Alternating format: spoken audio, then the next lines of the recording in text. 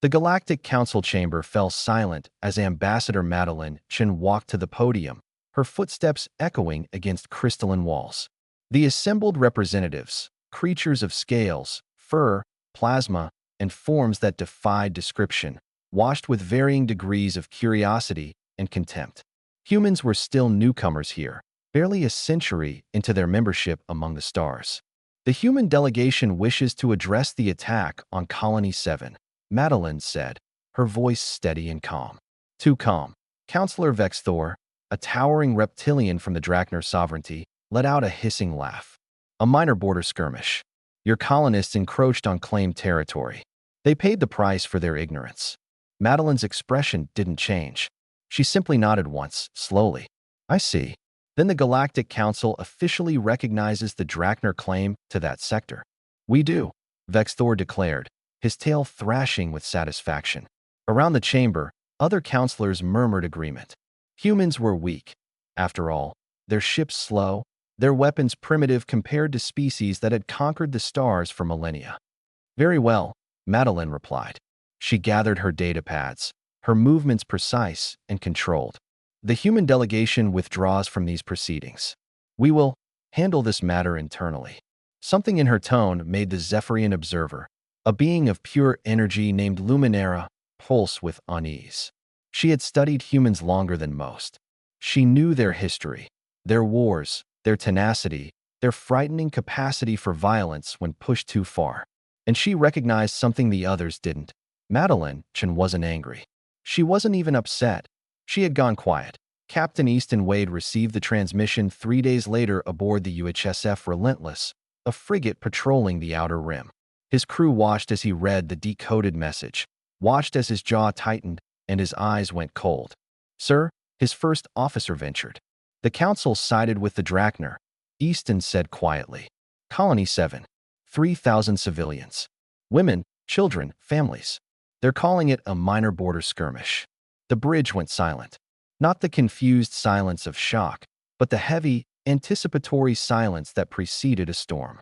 Every human aboard knew what came next.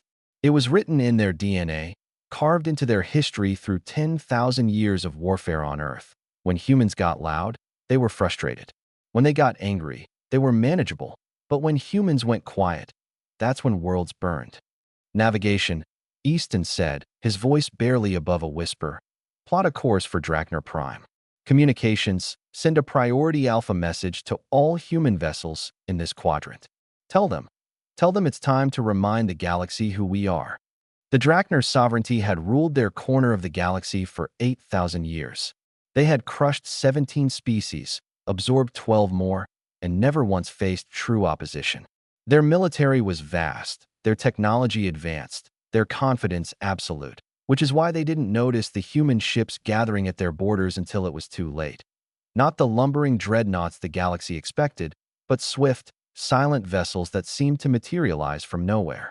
Human ships built not for glory or display, but for one purpose: war.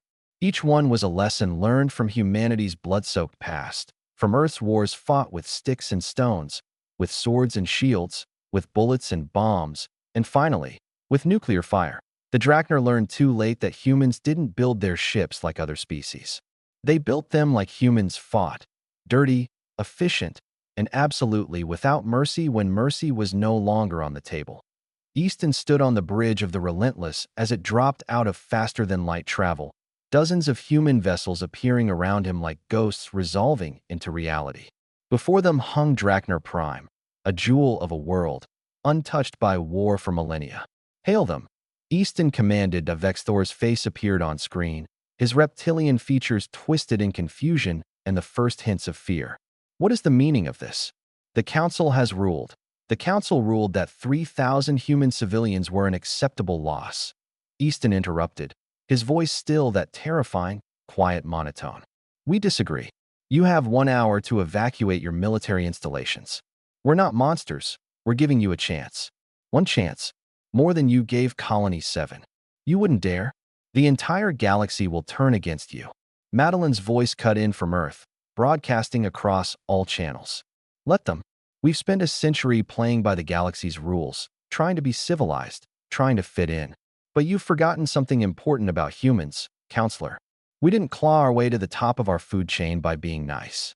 We did it by being the scariest thing in the dark. The transmission ended. The hour began. 58 minutes later, the Drakner military installations began evacuating. 2 minutes after that, human railguns spoke. Kinetic kill vehicles traveling at relativistic speeds, each one carrying the force of nuclear weapons without the radiation. Precise, surgical, devastating, not one civilian casualty.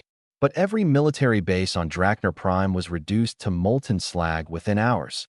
The galaxy watched in horror.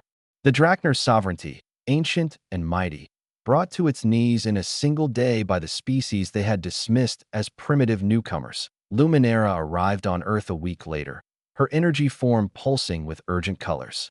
Madeline met her in the same quiet office where she'd received news of Colony 7. The Council wants to negotiate, Luminera said. They're afraid. Good, Madeline replied, her voice still carrying that dangerous calm. They should be. You've made enemies, Madeline. Powerful ones. No, Madeline corrected, finally allowing herself a cold smile. We've made an example. For a century, we've been the galaxy's newcomers, the primitives, the species to be tolerated and condescended to. Not anymore. Now they know we can be friends, allies, partners. But if you kill our children and call it acceptable. She leaned forward, her eyes hard as diamonds. Then they learn what humans have always known. We're not the strongest species. We're not the smartest or the fastest. But we're the ones who survived everything Earth threw at us. We're the species that looked at the atom and split it, that stared into the abyss of mutually assured destruction and didn't blink. You're scaring them, Luminera said quietly. We're not trying to scare them, Madeline answered. We're trying to be left in peace. But if they can't give us that. She paused, her expression returning to that terrifying, neutral calm. Then they'll learn what every predator on Earth eventually discovered. Humans aren't prey. We never were. We were just waiting to see if we needed to prove it. The galaxy learned its lesson. When humans went quiet, you didn't celebrate. You didn't mock. You didn't ignore them. You ran, because humanity had finally reminded the stars of an old Earth saying. It's not the dog that barks you need to fear. It's the one that goes silent before it strikes.